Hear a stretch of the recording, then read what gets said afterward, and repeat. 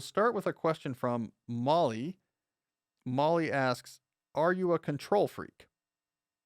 She then elaborates, is it possible that trying to be on top of everything is a way to tame the anxiety of the uncertainty of our human condition? Well, Molly, I think what we all probably agree on is that having no organization is stressful. So if I'm entirely reactive, if I entirely exist from moment to moment, hey, what should I do next? What do I feel like? What's urgent? What am I late on? This is not a great way to live as a human, especially in the modern context where we have such a high cognitive load of various obligations and ongoing tasks. It's a complicated productivity landscape that the modern human exists in. And if you try to wander haphazardly through that landscape, you are going to get caught on a lot of dead ends. You're going to twist your metaphorical ankle in a lot of potholes. So you have to have some organization. How much is too much? I would say when you feel like the organization is causing more stress than it's helping. It's a pretty simple heuristic, right? So you start putting in place some sort of structure so that you have some sense of what you're trying to do and when you're trying to get it done. You're basically, in our metaphor, drawing a map for this complex landscape.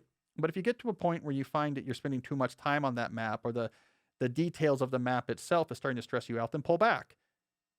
Use yourself as the thermostat here. What I would caution you about is I would say, messy sophilism of just saying, don't be obsessed with, everyone's obsessed with productivity and being organized. And, the human condition is messy. And I'm just vaguely speaking, feel some superiority because I can understand that that's all sort of bougie and I'm much more enlightened.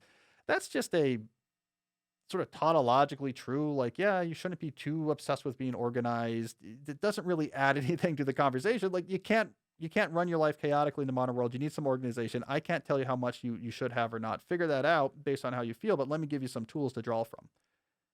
I do think you're right that anxiety levels probably play a role in exactly where that set point lands. I have quite a bit of structure because I think I would be anxious without it.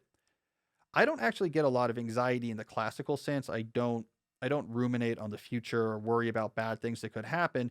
For me, and I've talked about this before, the omnipresent anxieties of the type of big stakes things I've been doing my entire life tend to manifest themselves in sleep issues. So mentally, I feel fine. Like, okay, yeah, I guess I'm going on that TV show tomorrow. I guess we just signed that deal. But then I don't sleep. And so I use that as my barometer. And I find when I have some more structure about things are off my mind, I know what I'm working on, my plans are at multiple scales. Here's my vision, which fuels my quarterly, which fuels my weekly, which fuels my daily time block planning.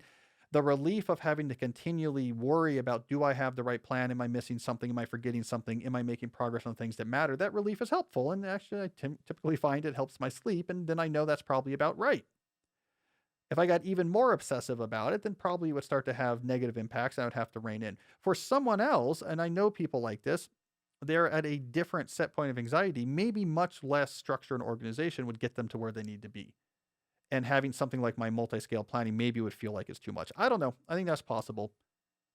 So I would say you have to control for yourself exactly how much structure you want in your life. But the only thing I know for sure is that no structure is never going to be the right answer.